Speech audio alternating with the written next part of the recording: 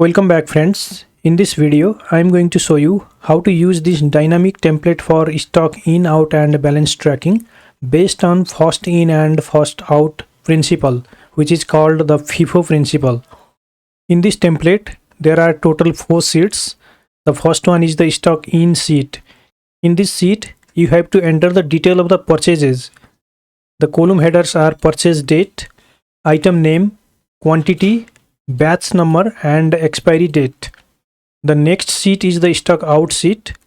In the stock out sheet, you have to enter the sales date, sales invoice number, customer name, item name, quantity, batch and expiry date. This batch and expiry date will be automatically calculated when you enter the detail of the item and quantity here. And this will follow the FIFO principle. By looking into the stock balance, it will pick up the earliest expiry batch first and it will be done automatically. You have to only enter the item name and quantity. This stock balance sheet will also automatically update based on the stock in and stock out transaction that you enter. The fourth sheet is the customer item data. Here you have to enter the details of the inventory items that you have in your warehouse, and here you have to update the list of the customers to whom you are selling the products. Now let's learn how to use this template practically. First of all, you have to download this template from the link given in the video description. After downloading the template, it will be downloaded in zipped folder. First of all, you have to extract the file from this. So right click on this, click on extract all, then click on extract. This will extract the folder here. If you close this, here you can see this is the extracted folder. You have to open this. So double click on it to open. Then right click on this FIFO system inventory management template. Click on properties. Then here you have to click on this unblock option. So click on unblock, click on apply, OK. Now open this template by double clicking. When you download a macro enabled Excel file from internet, it is in macro disabled state by default. So in the first open, you have to enable the macro by click on this enable content option. Now the file is ready to use. First of all, you have to add here the purchase transaction. To add the purchase transaction, first of all, click on this cell, then put here the purchase date. In the item name, you can take the item from the drop down list. Let me take here item AB. In the quantity, I'll put here 30 unit. Batch number is suppose BV5432, and in the expiry date I'll take here 2026 May 31st. Now if I click on the stock balance sheet, here you see the purchase is automatically updated in the stock balance. Item AB, total purchase of 30 unit, sales is 0, stock balance is 30 and the batch and expiry date is given here. Let me add here one more purchase transaction. In the same date, I received the item AB again with a different batch. For example, quantity is 24. Batch number is BX789 and expiry date is suppose that October 31st, 2025. In this case, this is the earliest expiry date which we have to supply first. Click on the stock balance sheet. Here you see the second purchase is added here. Let me go to the stock in sheet again. Suppose that in 2nd of April, I received the same product again. The quantity is suppose that 36 units and I got this same batch and expiry. So put here VV5432. Then the expiry date will be 31st May 2026. Now, both of these two transactions has the same batch number. In this case, these two quantities, 66 unit will be summed up in the stock balance sheet.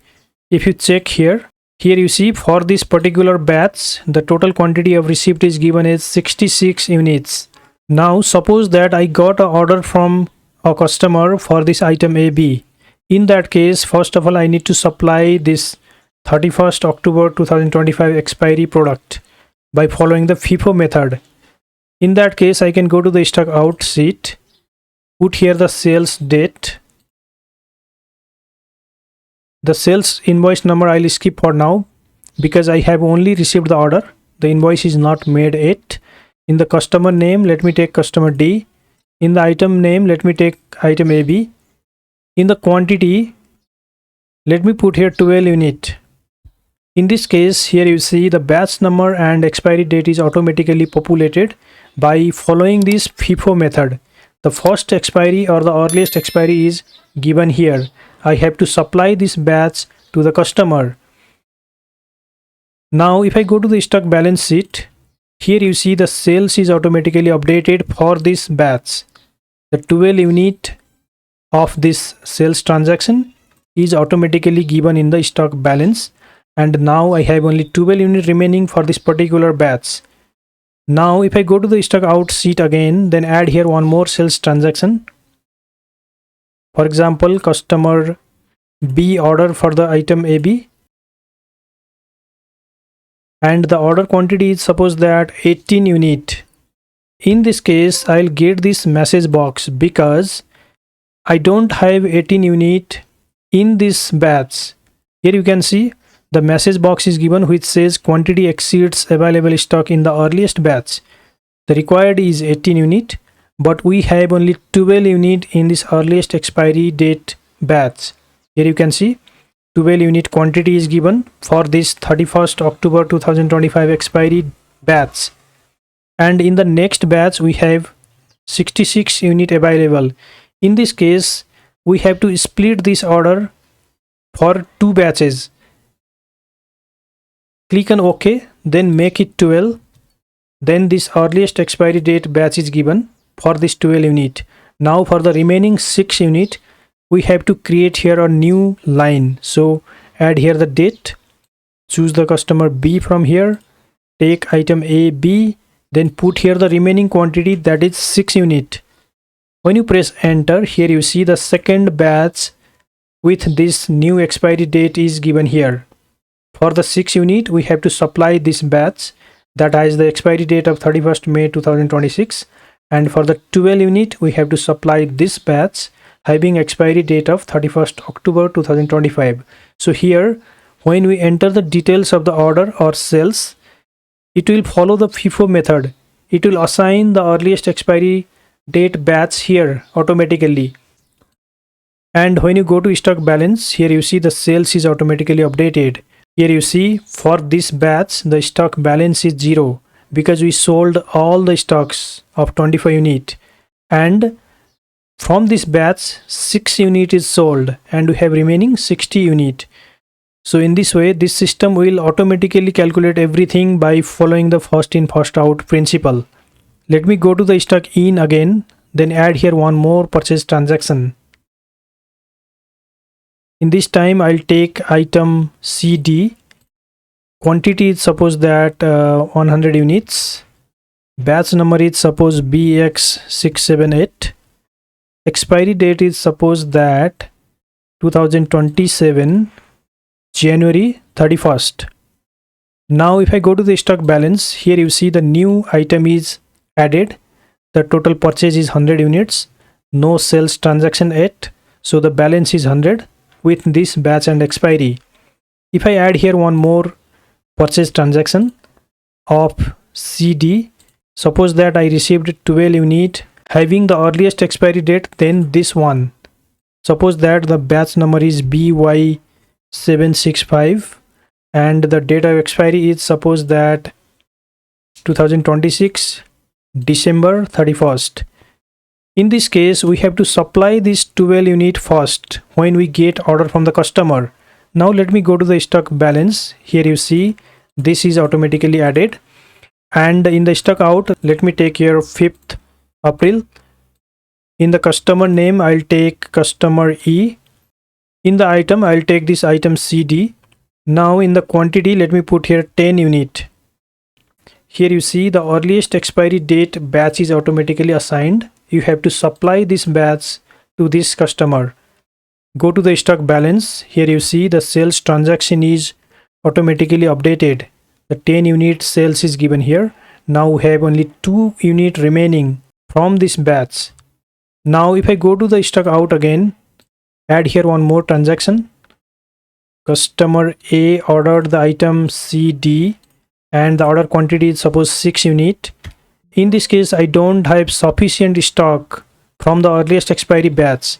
Here you see quantity exceeds available stock in the earliest batch. Total requirement is 6 unit, but we have only 2 unit available in this earliest expiry batch. So we have to now split this order. Click on OK, then make it 2. The earliest expiry batch is assigned for this 2 unit.